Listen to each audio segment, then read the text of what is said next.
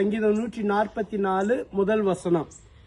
என் கைகளை போருக்கும் என் விரல்களை யுத்தத்திற்கும் படிப்பிக்கிற என் கண்மலையாகிய கர்த்தருக்கு ஸ்தோத்திரம். நேற்று தினத்துல பார்த்தோம் கர்த்தர் நம்முடைய கண்மலையாயிருக்கிறார் என்று. இங்கு தாவீது கண்மலையாகிய கர்த்தருக்கு ஸ்தோத்திரம் சொல்லுகிறார், நன்றி செலுத்துகிறார், அவரை உயர்த்துகிறார்.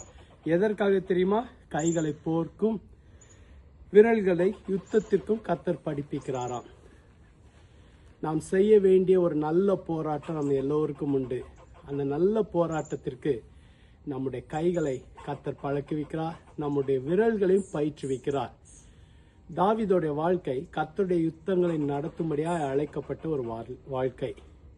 பெலிஸ்தியருக்கு விரோதமாக யுத்தம் செய்து கர்த்தருடைய ஜனங்களை காக்க வேண்டும் என்பதுதான் தாவீதுடைய வாழ்க்கையின் ஒரு நோக்கம்.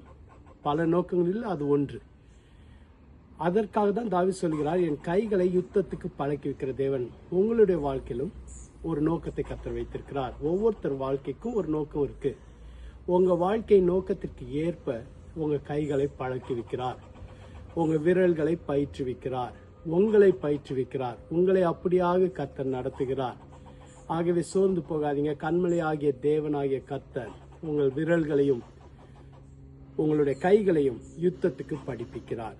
நீங்க செய்கிற நல்ல போராட்டத்தை செய்து ஜெயத்தோடு உங்களுடைய ஓட்டத்தை முடிக்க கிருபை தருவார்.